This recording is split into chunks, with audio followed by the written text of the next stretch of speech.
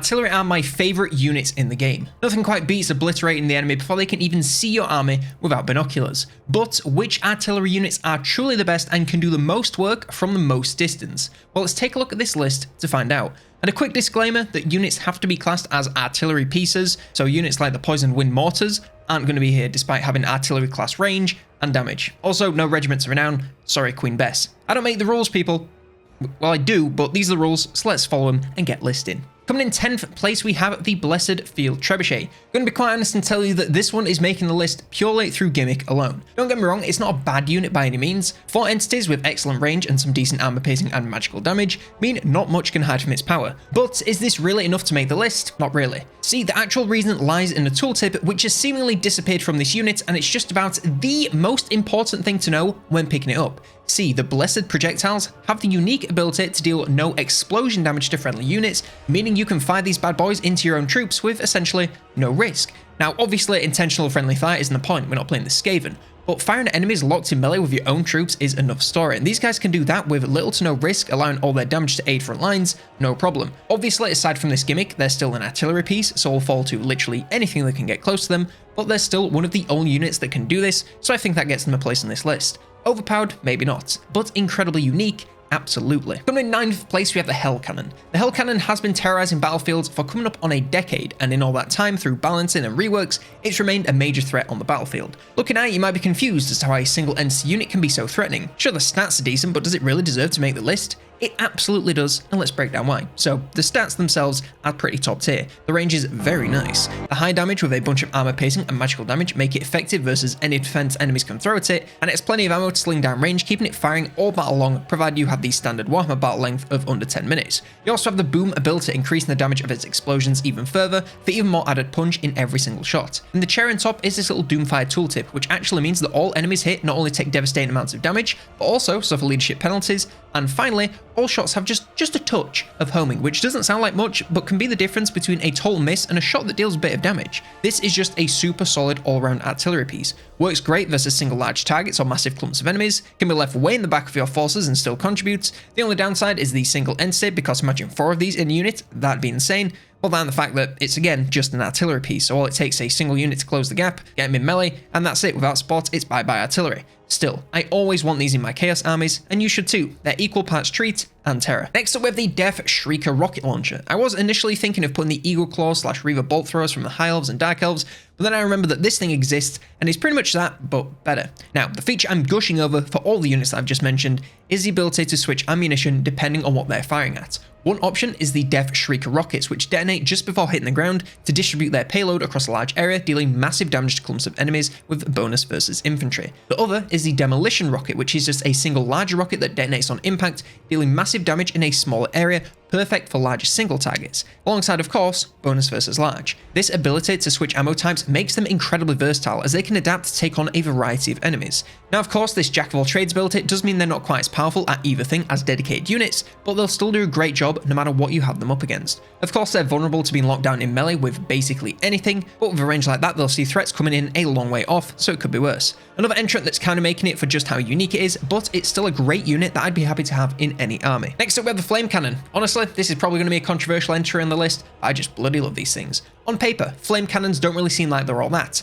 Not a ton of range, decent damage but not loads of armor piercing, or even magical damage, and it's just an artillery piece with no way to defend itself. But in practice, it defies all of these expectations, aside from that last one, and it is one of the most destructive units in the game. Now, you have to go in for the right expectations. It's an infantry melter, quite literally, so aiming at big old clumps is the way to go. It might do fine versus an unarmored big boy, but it's really not the main use if you ask me. If you aim this at the fattest clump you can, the damage it will put out will be staggering. But does it really matter when it's this explosive? Just look at what's happening to these Black Orcs. Now of course, they're not perfect, and if you're firing even close to units in melee with your own troops, then friendly fire is probably inevitable and definitely devastating. But if you can get off some clean shots, the damage will reduce the toughest front lines to ashes in moments. They're a little bit volatile and high risk, yes, but so much fun to use, and when they work well, they work really, really bloody well. In 6th place, we have the Hellstorm rocket battery. Speaking of volatile units, you can't talk about artillery without the Empire getting involved, and nothing comes close to the Hellstorm rocket batteries. We're talking absolutely crazy levels of range with a steep firing arc, so there is no hiding from this thing. And we're talking massive, explosive, armor-piercing damage that can shatter entire units in a single barrage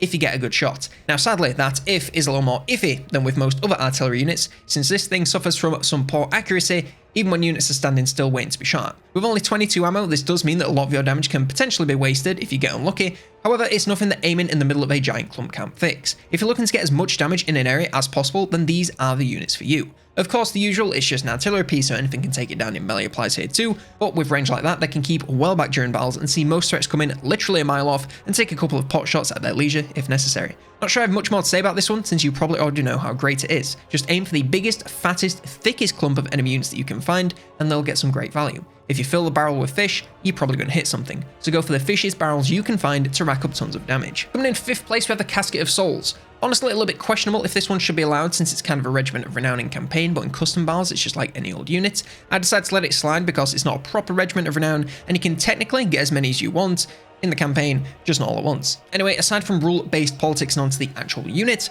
allow me to introduce you to the range and damage. That is pretty much the entire length of most maps, and that is enough damage to take pretty much whatever you aim it at, from healthy and living the dream to near death in moments. Now, the aiming for this one is a little bit loose, to say the least. They go towards what you tell them to fire at, sure, but it's more of a general area than a precision strike, so clumps are for sure your best friend to make sure you're going to be getting value. If you can find a big cluster of enemies to rain down on, then you're going to be in the money, but a single target out in the open all by itself, at best you're going to get a couple of missiles, each shot landing flush. At worst, you're just going to be wasting ammo on something you'll probably never hit, so stick to the clumps to play it safe. If you do, then all of that armor piercing and magical damage will ensure that nothing in that loosely specified area will be safe from its power.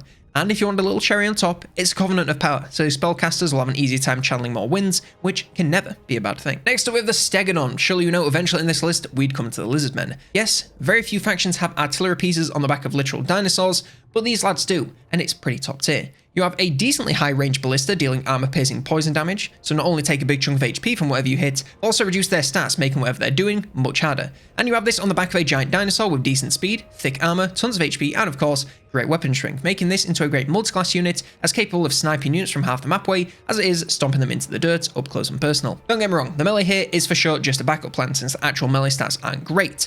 But for a backup plan, it ain't half bad and can rival some factions' actual frontlines beasties. Now, I'm not putting it any higher since the range damage here is pretty much only really that great versus larger single targets. It's in a straight line, so once infantry clashes, you'll struggle to get off a safe shot on anything small, and even if you do, it's not massively explosive, so it'd be a waste of a lot of damage in such a small area. Against those large targets, it'll do fine, but chances are they'll be far less common than tides of infantry that'll be far less effective against. It'll do decent damage, but it's a tiny bit of wasted potential. Still, this is a great unit and I always end up with at least one in my army at some point when playing as lizards. Next up we have the Necrofex. This is somewhat of a sidestep from the Stegodon and realistically probably about the same in terms of power level, but I'm putting it just a hair higher on the list for a couple of reasons. Let's go through the stats first. Similar to the Stegodon, we have great range and massive armor-piercing damage, making it a threat at long distances. And then we also have some decent melee prowess with decent toughness, HP, and even melee stats this time, with a good bit of weapon strength. This all makes it into another multi-class powerhouse capable of tearing up on the front lines just as easily as it can from the back. Now, it's being the Stegodon, probably not for the reasons you think. The missile strength is considerably higher, but honestly, it can only really be used the same and is only marginally better due to the high angle. It can fire on infantry and do okay, but you're still better off focusing on large targets to really make the most of that high damage armor-piercing missile. No, the reason that it's better than the Stegodon is girth. This thing is pretty damn skinny, making it much harder to take down both in melee and from a range. Don't get me wrong, with enough focus fire you can easily take this boy down, but with a Stegodon, it's a chunky little fella, making it easy to focus down, no matter if it's a shower of arrows or surrounding it in melee. At least here you have that slender frame to give you half a chance. Like I said, they're really about the same in practice, so both are great units, I just prefer this one. Both can deal tons of damage from half the map way, and throw down in melee, not half bad either. So both great units for any army. And in second place we have the Saigo. Of course, when you're talking about artillery monsters, you can't miss the best one of them all, and that is of course the Saigo. While it's close between the last two entries, this fella stands head and shoulders above either of them, and there's no shortage of reasons why. Best range out of the lot with comparable missile strength, still relatively speedy so won't get left behind, and possibly the best melee stats of them all without having the worst hitbox in the world either. But for me, the thing that really makes it the best of the three is that these missiles have much more area damage than the other two, making it far more effective versus clumps of infantry, while still being decent versus large. This is basically a really good catapult, but then it's also a smaller giant as well. Truly cannot go wrong getting these things in your army as the Beastmen. You may not have a lot of ranged units, but this one does all the heavy lifting, no problem. Just set it at the back of your lines and rain death wherever needed, and if flankers come to shut it down, chances are, unless they're pretty elite, it'll be fighting them off in no time. There's not much it can't do, but if you ask me, it's still not the best artillery unit in the game. But hey, second place is still Podium, so it should be proud. And in first place, of course, could it be anything other than quite possibly the most absurd missile unit to be added to the game since this of Avalon, the Dreadquake Mortar. Okay, that may be giving it a little bit too much credit, but still, this thing is wacky. The range here is next level, making the entire map its hunting ground no problem. The damage is an outright lie, as a result of its less than rapid fire rate. It may not be a machine gun, but it makes every single shot count as they land with devastating impact capable of wiping out entire units in a single shot if they land flush. This is for sure one of those units to take off fire at will and choose where you're sending each shot for maximum impact. Speaking of which, only 15 ammo isn't a lot, but when it's 15 atomic bombs, it ain't too bad. Now yes, outside of this range damage, it's a basic artillery piece, so why is it being the Saigo? Because that range damage is just so insane that you don't need anything else to push it over the top. The fact that you can put this behind an Eye Demon for added speed and melee use is utterly insane to me, because by itself it should be against the Geneva Convention. If you ever have options to pick one of these up whilst playing as the Chaos Dwarves, just do it. Find the biggest clump of enemies you can find and reduce them to atoms. And that's my list. Did I miss out on any unit that you think should have made the list? Let me know in the comments down below. Like, subscribe, and if you want more Warhammer 3 content, then why not check out this video here on the worst legendary lords in battle.